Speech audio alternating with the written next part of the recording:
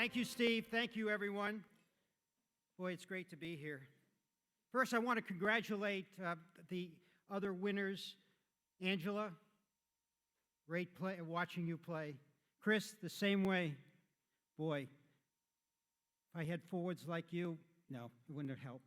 But thank you for what you've done playing the game. And Matthew, same way. Fantastic watching you play, and it's great that you're still involved with the Players Association. And then Jeremy Jacobs, thank you for everything you're doing for hockey, not only in Massachusetts, but also, as I'll speak later on, because of your contributions nationally. And Bob Crocker, thank you for the years of service in the trenches. And it's so important to have people in the trenches working hard for hockey. Without that group, nothing would have occurred. And then the icon of icons, Emile Francis, my idol, a goaltender, a builder. Everything he's done has been done with excellence and consistently with excellence. So congratulations to them. Thank you, Dave Fisher, for this great weekend. You do the usual great job in making us all have a great time at these events. Last but not least, I want to thank the selection committee. Not an easy job, and thank you for your work and effort. Also, I want to publicly congratulate Jim Smith, a great choice by the board. Now, he's been a treasurer, he's been a development chairman, and many, many other positions. He's the right person to continue the successes of USA Hockey. I also want to thank Dave Ogren, the executive director of USA Hockey.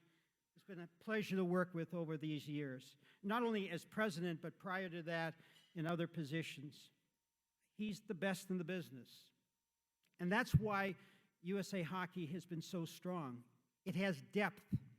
In any business, any sporting organization, you need the depth. And because of the leadership, both on the volunteer side, and I like to call volunteers non-paid professionals because of the expectations we have for excellence, as well as our professional staff, we've got a lot of depth moving forward.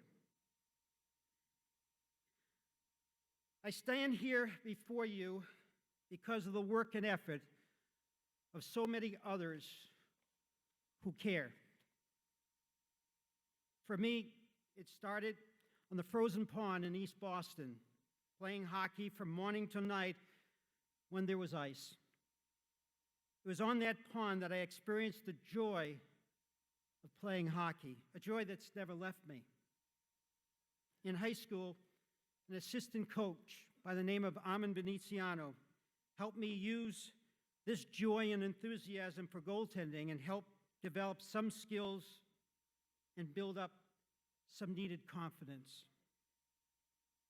He spent a lot of time picking me up in his new Volkswagen with my goaltending equipment, driving me to rinks for ice time, helping me be a better person as well as player.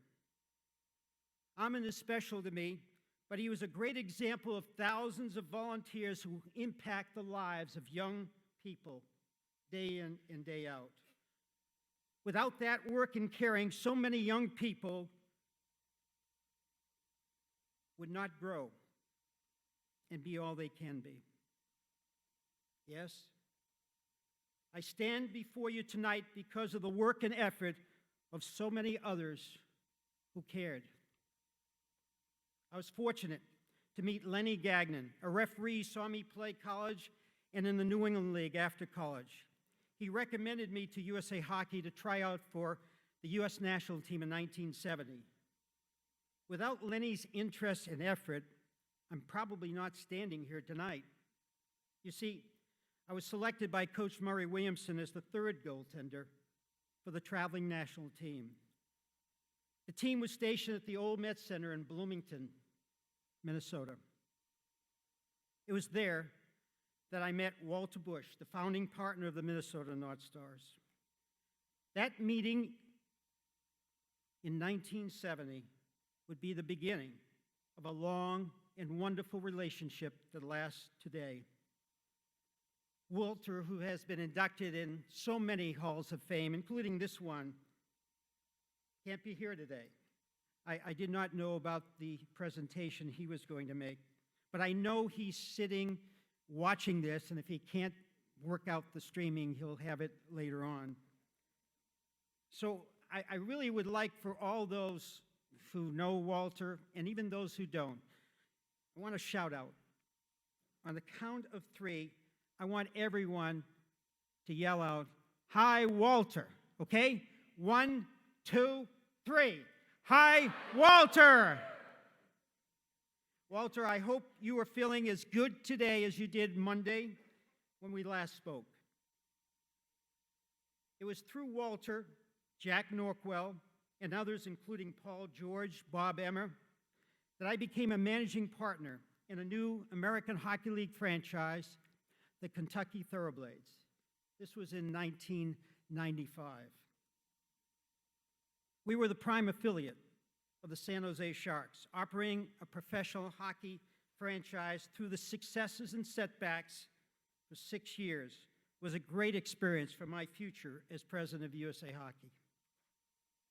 It was during that period that I met American Hockey League Commissioner Dave Andrews, who couldn't be here tonight, but a lot of people from the American League are. Dave has been another hockey mentor and friend over the years. I was able to see his steady but firm hand operate up close. I learned much from him through observation and listening. There are so many relationships and stories I could relate since my first involvement with USA Hockey in 1970, and some of them would be accurate. I have a poor memory sometimes of the accuracy of some of my, I need to be fact-checked regularly. But one that is memorable was on a trip to the World Championships in Finland one year. I could not sleep when I arrived and went down to the lobby. Coach John Cuniff was there. For 3 hours, we discussed hockey, including player development and so much more. Did a lot of listening and learned a lot. John was a great man. I was fortunate to have discussions with so many other USA Hockey greats, like Tim Taylor, Ben Smith, and congratulations, Ben, on your induction to the IHF Hall of Fame. Really deserved.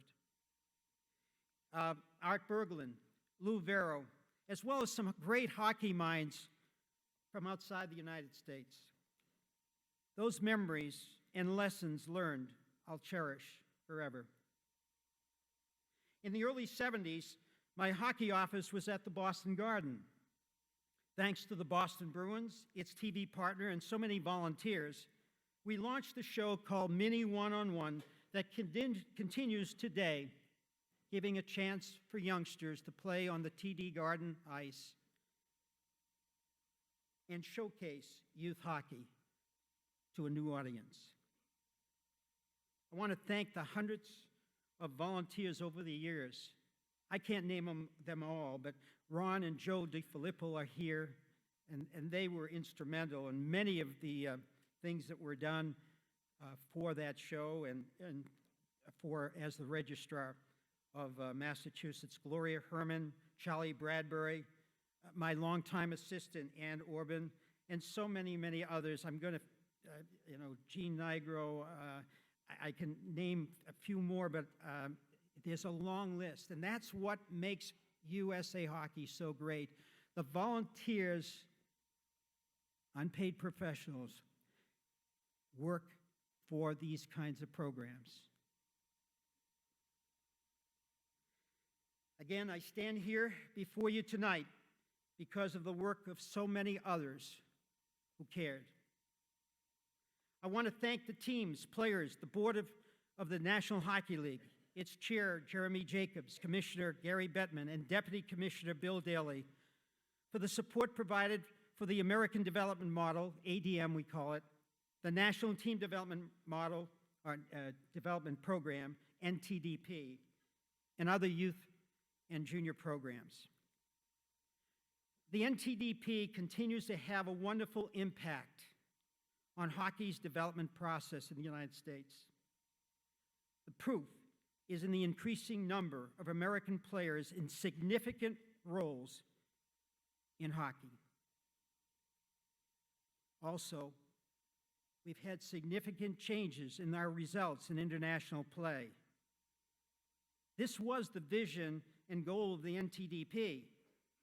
Success on the scoreboard, but success also in developing players that were American. With the addition of the ADM, results will be even greater.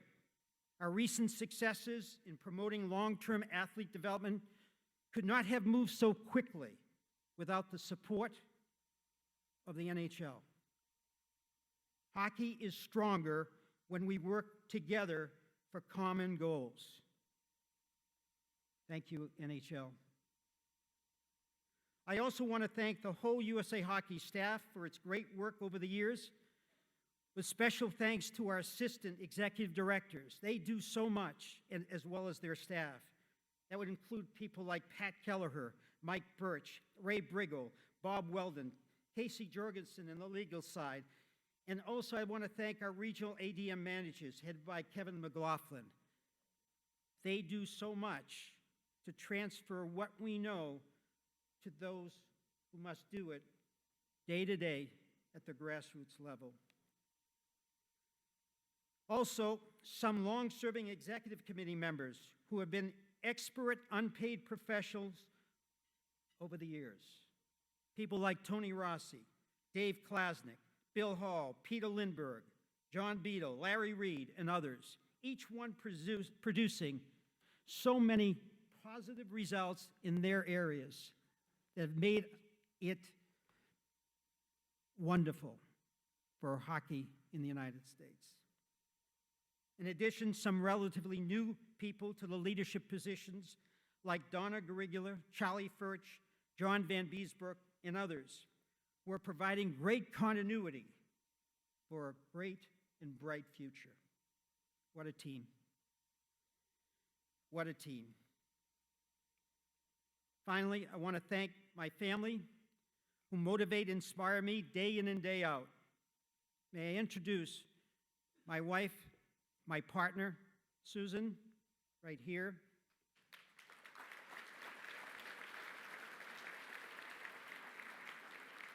With her, my son, Eric, his sons, Matt and Nathan, and wife, Debbie, and my granddaughter, Eric's daughter, Megan.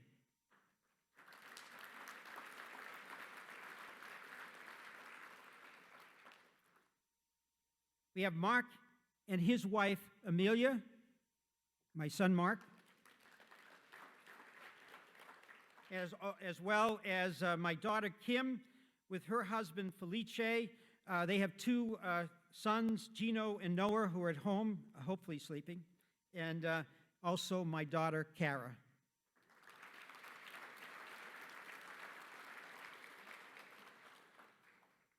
I want to thank my brothers as well, Dan, Bill, and Al.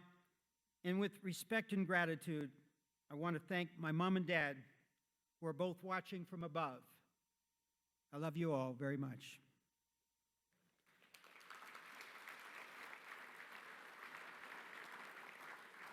Yes, I stand here because of the work and efforts of so many others who cared. It's because of what has been given that is right and proper to give back in respect and gratitude.